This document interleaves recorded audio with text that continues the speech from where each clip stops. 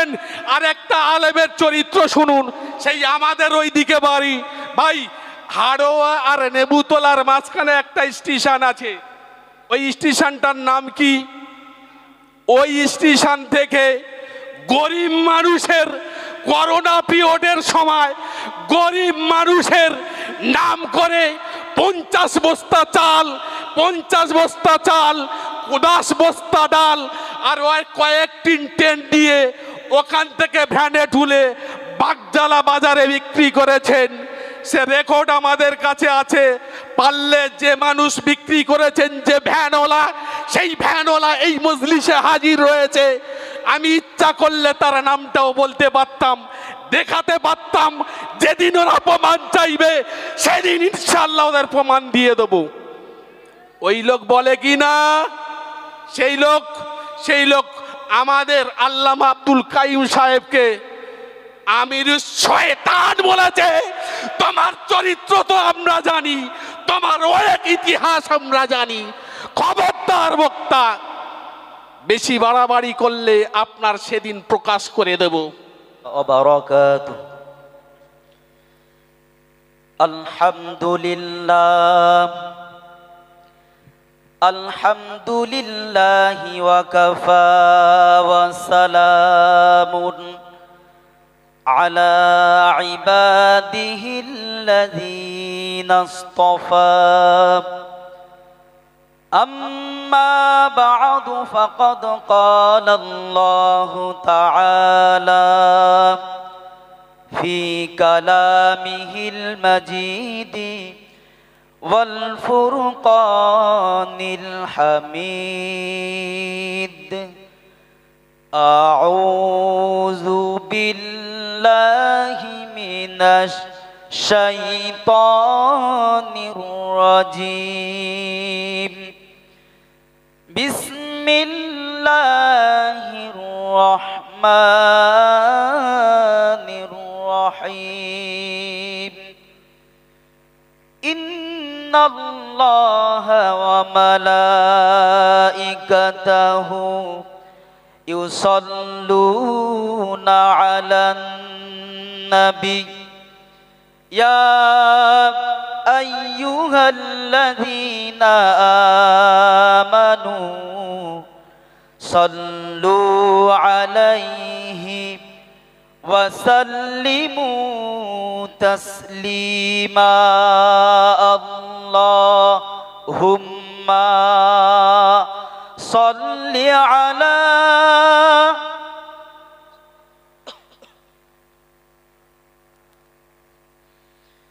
وعلى آل سيدنا مولانا মুহাম্মদ সাল্লাল্লাহু আলাইহি ওয়াসাল্লাম। শ্রদ্ধা স্পদ 3 দিন ব্যাপী ঐতিহাসিক ইসালে সওয়াবের স্বনামধন্য সুযোগ্য সভাপতি এবং আমাদের সকলের সিরাতাজ হযরতুল আল্লামা মুফতি আব্দুল কাইয়ুম সাহেব হুজুর। 1 মিনিট। WB12B0179 ইন্ডিকা, গাড়ি মালিকের নাম আলী হোসেন। গোস্ত কোম্পানির সামনে গাড়িটা রাখা আছে, কালো রঙের ইন্ডিকা গাড়ি। This is the last announcement. 5 মিনিটের ভেতরে যদি গাড়ি না সরান, পুলিশ ওখানে রেডি আছে, ক্রেন দিয়ে গাড়ি কিন্তু থানায় নিয়ে যাবে। WB12B0179 গোস্ত কোম্পানির সামনে গাড়িটা রাখা আছে, কালো রঙের ইন্ডিকা, গাড়ি মালিকের নাম আলী হোসেন। 5 মিনিটের ভিতরে গাড়ি না নাড়ালে পুলিশ বাধ্য হবে ক্রেন দিয়ে গাড়িটা থানায় নিয়ে যেতে। শুরু করো। তৎসহ জামিয়া রহমানিয়ার সমস্ত আসাতিজায়ে কেরাম এবং মঞ্চভূমিষ্ঠ জ্ঞানী গুণী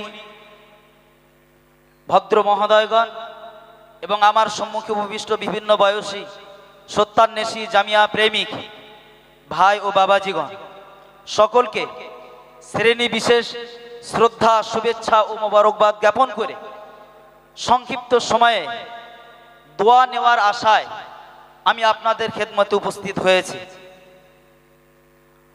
বর্তমান যে সময় চলছে একবিংশ শতাব্দী, এই একবিংশ শতাব্দীতে আমরা দেখি বিজ্ঞানের জয় জয়কার।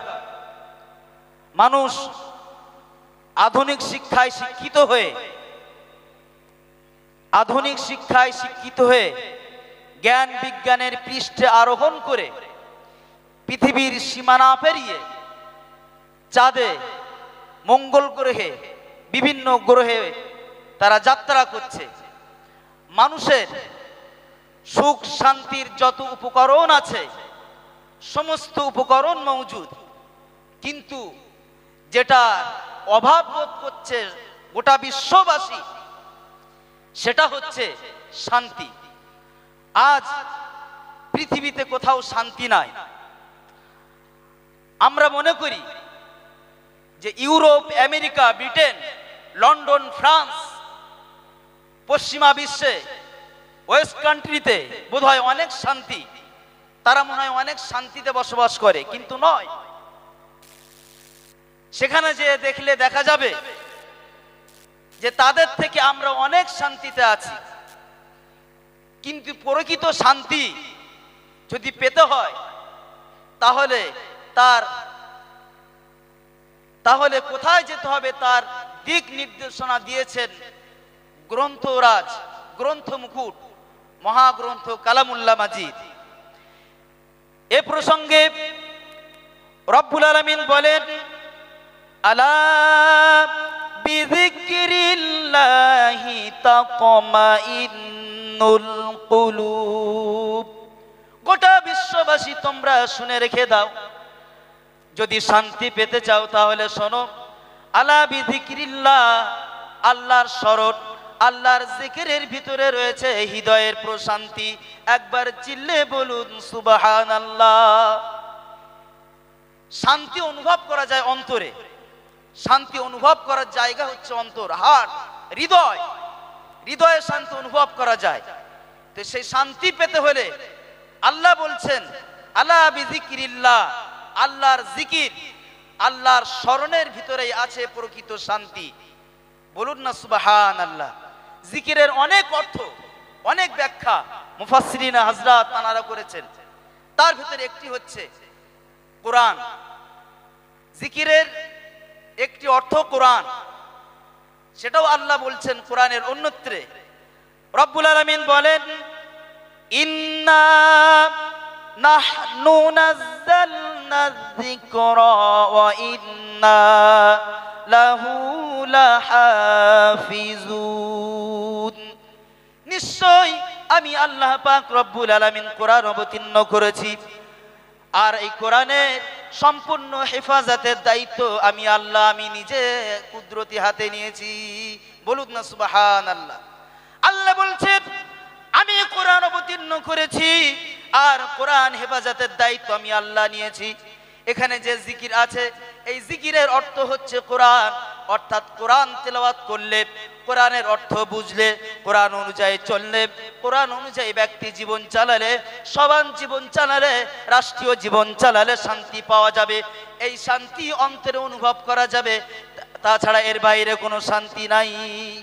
শান্তি যদি পেতে চায় তাহলে ফিরে আসতে হবে কোরআনের কাছে। বিংশ শতাব্দীর শ্রেষ্ঠ দার্শনিক ছিলেন বার্ট্রান্ড রাসেল। তিনি বলেছিলেন, গো back to the universal book and the universal prophet. গোটা বিশ্ব যদি শান্তি পেতে চায়, বিশ্বে তো শান্তি নাই, মারামারি, কাটাকাটি, হিংসা, রাহাজানি, বিদ্বেষ, আর একে অপরের প্রতি হিংসা আর হিংসা, ভাই ভাইয়ের প্রতি হিংসা, প্রতিবেশী প্রতিবেশীর প্রতি হিংসা, এক গ্রামের মানুষ আর এক গ্রামের মানুষের সাথে হিংসা করে, এক দেশ আর এক দেশের সাথে হিংসা করে। গোটা বিশ্ব যদি শান্তি পেতে চায় তাহলে go back to the universal book and the universal prophet. গোটা বিশ্ববাসীকে ফিরে যেতে হবে সর্বশ্রেষ্ঠ গ্রন্থ, গ্রন্থে হাকিম কোরআনে মাজিদের কাছে। বলুন না সুবহানাল্লাহ। এবং ফিরে যেতে হবে বিশ্ব নবী মুহাম্মদ আরবি সাল্লাল্লাহু আলাইহি ওয়াসাল্লামের আদর্শের কাছে। গোটা বিশ্বের মানুষ যদি নবী মুহাম্মদ সাল্লাল্লাহু আলাইহি ওয়াসাল্লামের আদর্শকে আঁকড়ে ধরে, মহাগ্রন্থ কালামুল্লাহ মাজিদকে আঁকড়ে ধরে তাহলে শান্তি পাবে, অন্যথায় শান্তি পাবে না। শান্তি যদি থাকে তাহলে কোরআনের ভিতরে আছে, শান্তি যদি থাকে তাহলে রসুলের আদর্শের ভিতরে আছে, এর বাইরে কোনো শান্তি নাই। যতই শান্তি শান্তি করে চিল্লাক, শান্তি শান্তি করে চিল্লাতে চিল্লাতে মুখ দিয়ে রক্ত বার হবে, তবু শান্তি পাবে না। বৌদ্ধ ধর্মে আছে না ওম শান্তি শান্তি, সকাল থেকে সন্ধ্যা পর্যন্ত যদি ওম শান্তি শান্তি করে তাহলে কি শান্তি মিলবে? শান্তি পাওয়া যাবে না। শান্তি পেতে হলে ফিরে আসতে হবে কোরআনের কাছে, শান্তি পেতে হলে ফিরে আসতে হবে মুহাম্মদ সাল্লাল্লাহু আলাইহি ওয়াসাল্লামের আদর্শের কাছে, তাহলে শান্তি পাওয়া যাবে, অন্যথায় শান্তি পাওয়া যাবে না। কোরআন হচ্ছে মহাবিশ্বের মহাবিশ্বয়। কোরআন এমন একটি কিতাব যে কিতাবে কোনো ভুল নাই। যালিকাল কিতাব লা রাইবা ফি, এই কিতাবে ভুল তো দূরের কথা, সন্দেহের অবকাশ পর্যন্ত নাই, কোনো সন্দেহ নাই। এই কিতাব এমন একটি কিতাব, এই কিতাবের চ্যালেঞ্জ করেছেন স্বয়ং স্রষ্টা রব্বুল আলামিন। আল্লাহ বলছেন এই কিতাবের তো কোনো ভুল নাই। ওয়াইন কুনতুম ফি রাইবিম মিম্মা নাযালনা আলা আবদিনা ফাতু বিসূরাতিম মিন মিসলি, এই কিতাবের কোনো ভুল নাই। যদি ভুল ধরতে চাও তাহলে কোরআনের সূরার মতো একটি সূরা তোমরা এনে দেখাও। গোটা বিশ্ব ব্যর্থ হয়েছে কোরআনের সামনে, কোরআনের একটি ভুলও বার করতে পারিনি। বলি না সুবহানাল্লাহ। সেই কোরআন আজ আমাদের কাছে আছে, সেই কোরআন থেকে আজ আমরা পিছিয়ে। কোরআন যারা মেনেছিল তারা শান্তি পেয়েছিল, তারা সম্মানিত হয়েছিল। আজ আমরা কোরআন থেকে দূরে বলে আজ আমরা লাঞ্ছিত, বঞ্চিত, অপমানিত, পদদলিত, অবহেলিত সর্বত্র। সুতরাং আমাদের সকলকে কোরআনকে আঁকড়ে ধরতে হবে, রসুলের আদর্শকে আঁকড়ে ধরতে হবে। আমাদের ব্যক্তি জীবনে, পারিবারিক জীবনে, সামাজিক জীবনে আমরা যেন কোরআনকে সামনে রেখে কোরআনের ফলোয়ার হয়ে, রসুলের আদর্শ আদর্শিত হয়ে নিজেদের জীবনকে গঠন করতে পারি। আল্লাহ পাক তৌফিক দান, বলি আমিন। ওয়া আখিরু দাওয়ানা আলহামদুলিল্লাহি রাব্বিল আলামিন। ধন্যবাদ জানাই মাওলানা আশরাফুল সাহেবকে। এখন আপনাদের সামনে অল্পক্ষণের জন্য আলোচনা করতে আসেন জনাব হাফেজ মাওলানা আব্দুল হক সাহেব। যারা আপনারা ইতি বিক্ষিপ্ত আছেন, মেহেরবানি করে জমে বসুন।